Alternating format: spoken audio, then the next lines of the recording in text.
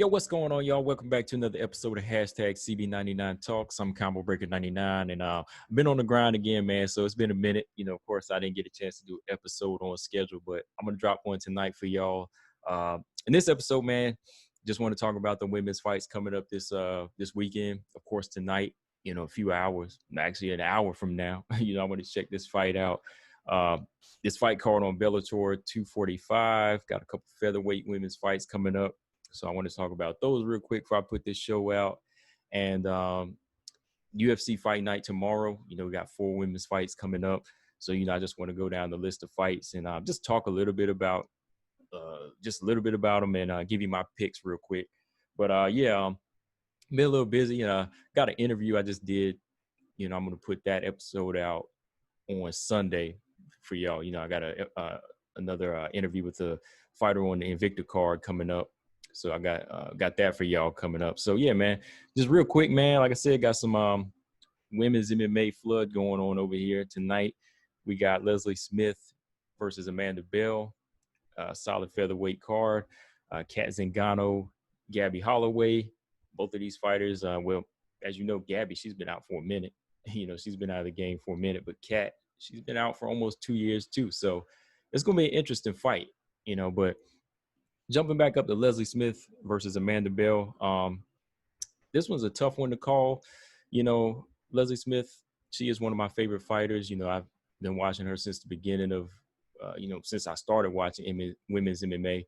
And, she's up there now. She's, 38. She's been in some wars. She's fought the best fighters. So, I've always kind of been a fan of her fighting style and, just the heart she's always shown, so going into this fight, I feel like, she could still kind of, bang. I think she could still bang with somebody like Amanda Bell. But at the same time, I feel like, it's going to be a fight where she has to show some IQ and experience. Amanda Bell, a few years younger, about 5-6 years younger. She got hands as well. Because if I remember correctly, they fought on the same card. Leslie Smith, she lost to Arlene Blenko. And Amanda Bell, she lost to Janae Harding. Janae Harding, I thought that was a solid fight too, with Amanda Bell. But Amanda Bell, like I said, she got hands. She was able to stop Janae Harding. So going into this one, I think Leslie Smith, she shouldn't really stand in there and bang. So she's definitely gonna have to show some experience and be a little bit more of a counter puncher and use a ground game in this fight. So for me, I'm going for Leslie Smith in this fight. That's my pick. I feel like she can pull out a decision win in this one, with some smart fighting. And just showcasing her experience and skill. As far as the Kat Zingano fight, this was actually tough to call. I think a lot of people feel like Gabby Holloway is going to be fed to Kat Zingano, but you got to remember Kat Zingano, she's 38, and Gabby Holloway is 30. She's been out of the game for 3 years. She was 27 to 30, but she's still a young fighter. Gabby Holloway is still a young fighter, but that depends on what she's been doing on. Doing outside of the octagon since, this long layoff, So when you look at somebody like Gabby Holloway, you got to factor that in. But, somebody like Kat Zingano, she has a lot of wear and tear, not just physically, but mentally.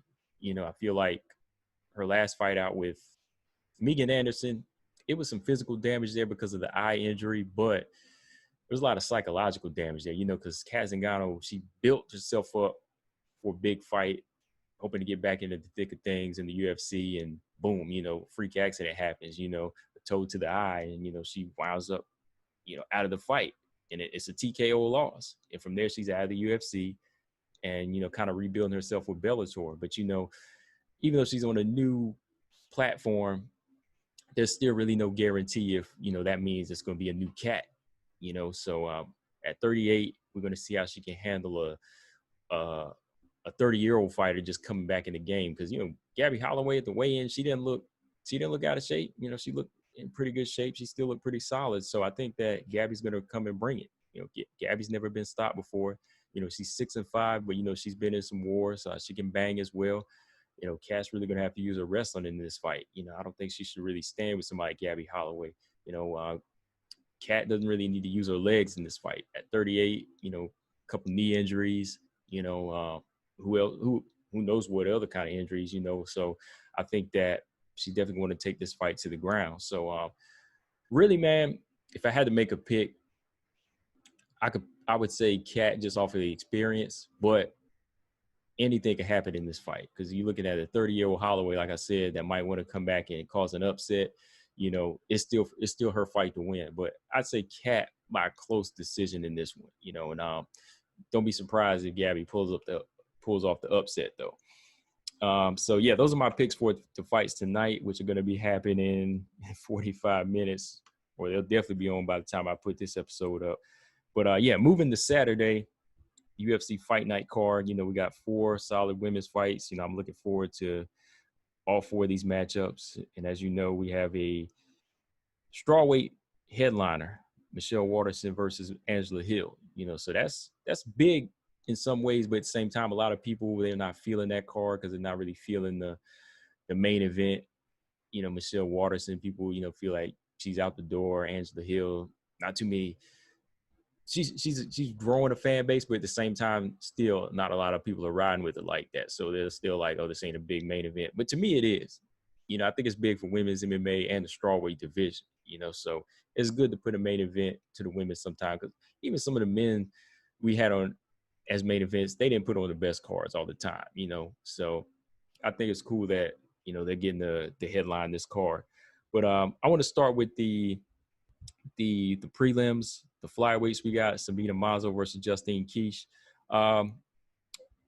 Both of these fighters, I think their last fight was back in January, of course, in separate bouts. Justine Quiche, Justine Quiche, she started off as a strawweight in the Tough House, and she was undefeated, and she suffered her first loss to Felice, outside of the house. So I feel like she's kind of fell off a little bit, fell off the radar, and she's slowly kind of rebuilding herself because she suffered some injuries that kept her out for a while, and when she came back into the game, it was just a flood of other talent, so she's just been kind of overshadowed, kind of slowly rebuilding herself. So coming back against Sabina Mazza, very dangerous, to me, a very dangerous striker with decent ground game, solid takedown defense.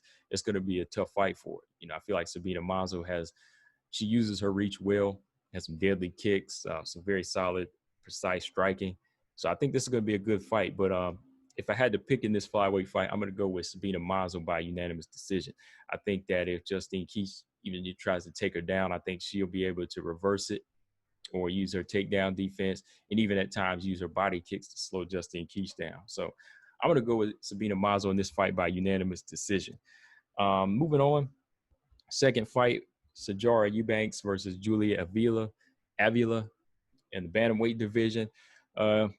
This is tough sometimes, whenever a fighter has to keep moving their fight dates around or their opponents keep changing. I'm sure it kind of does something to them, not physically, but mentally as far as preparing, because they have to prepare for the different styles of fights that might be coming at them, and at the same time, they have to kind of rebuild their mental game up, especially whenever a fight moves to another week. Because, Sajora Eubanks, she was originally supposed to be fighting Macy Chiasson last week. And that fight got canceled because Macy had to pull out. Carol Rosa came in. She was supposed to take over as her opponent. Carol Rosa had to pull out. So they moved Sarge to this weekend coming up against Julia Avila. And each opponent they've been feeding her, each potential opponent she was supposed to be facing is a danger, So I'm going to say the same thing for Avila. She definitely has a chance to beat Sarge because Julia, she's a beast. Even her fights in Invicta, she was undefeated in Invicta, except for one fight. Can't really count as a loss where she had a TKO loss whenever her finger got dislocated, like it's a freak accident. So Julia, she's riding high right now. She wants to make a statement against Eubanks. I feel like she can bang. Her ground game is pretty decent. She got some power. She was able to stop Julia Mazzani with one shot. And I feel like, she is that fighter that's going to push Eubanks. And Eubanks is definitely going to have to come in on her game. Eubanks got boxing skill too, but I feel like sometimes she's too cautious and doesn't let her hands go enough and needs to level up. Even in her fight against Aspen Ladd, her rematch with Aspen Ladd, I felt like she did enough to win that fight, but the judges saw it otherwise because I feel like they didn't think Sajora Eubanks rose to the occasion enough in that fight to try to close the show or put in enough work to dominate Aspen Ladd. So I feel like in this one, Eubanks, she's definitely gonna have to let her hands go if she wants to bang with Avila, because Julia Avila is gonna want to trade at times, and she's definitely gonna want to showcase that striking. And when you go back to Betch Coer, how she was able to outslug Sarge Eubank, it'd probably be best for Sarge to take this to the ground. If Sarge takes this fight to the ground and grapples with Julia, I think that would definitely favor Sarge more so. And I feel like her wrestling is a little bit better than Julia. So, she doesn't want to make it an even fight. Don't bang with it. Don't try to strike with Julia. Just try to take this fight to the ground and use your strength against Julia. So if I had to pick, if I was looking at momentum, I could see Julia Avila pulling the win off in this fight. I could really see that, man. So I'm gonna have to pick. I'm gonna have to pick Julia in this fight. I feel like if Sarge doesn't come and let her hands go, which I know Julia is gonna do, I think Julia could pull out a decision over Sarge. Sarge is pretty tough, so I don't see Julia stopping her. I think she could pull out a close decision, close but competitive decision over Sarge. Third fight, Roxanne Modafferi versus Andrea Lee. As you know, this is a rematch. First fight, Roxanne, she won a few years back. It was like a split decision. That was back in Invicta. Going into this one here, man, Roxanne, I think that she'll be able to repeat history again, man. I think she still has a lot of experience and, a lot of skills I think people underestimate. I think a lot of fighters underestimate her right hands at times, and they don't understand that whenever she gets in close, she can land on you, and she can also feint with that right hand and take you down. So for Andrea Lee, I think she's going to really need to keep this fight standing from a distance, using her jab, and she's going to have to be physically strong in this fight. She's going to have to do what Lauren Murphy did as far as if they get in the clinch. She's going to have to initiate, she's going to have to press on those clinches. If they get to the fence, she's going to have to press Roxanne back to the fence and really get out and just control the distance. Do what Jennifer Maya did to beat Roxanne. Just use her jab. Andrea Lee has a very solid jab. So I think that if Andrea Lee keeps pumping that jab and mixes it up, she could beat Roxanne. But when it comes down to the stamina, Andrea Lee, I could kind of see her slowing down in like half of the second round and in the third round. So if I had to make a pick in this one, I'm going to go with Roxanne. I'm going to go with Roxanne by another close decision. I think there's going to be times when Andrea Lee, slows down like the second and third, gets taken to the ground after outstriking Roxanne in the first round. Like I see Andrea keeping the jab in Roxanne's face in like the early round, and maybe like down to the second round, I could see Roxanne closing in with that right hand and taking her down, because that's where she's going to want to take this fight. She's not going to want to stand and strike with Andrea Lee. So when she gets her to the ground, I think she'll be more dominant in that second and third round. So I'm going to go with Roxanne by decision in this one. I think Roxanne can pull it off again against Andrea Lee. And moving on to the main event, Michelle Waterson versus Angela Hill. This is big. Michelle Waterson gets the headliner card. Angela Hill, she gets, headliner card. She's the first Black woman to headline a UFC card. So that's big respect to her. So yeah, going into this one, I feel like this is really going to test where Michelle Waterson is, to see if she can really put herself back into the top five or fight a top five fighter. And for Angela Hill, this is kind of a reward for,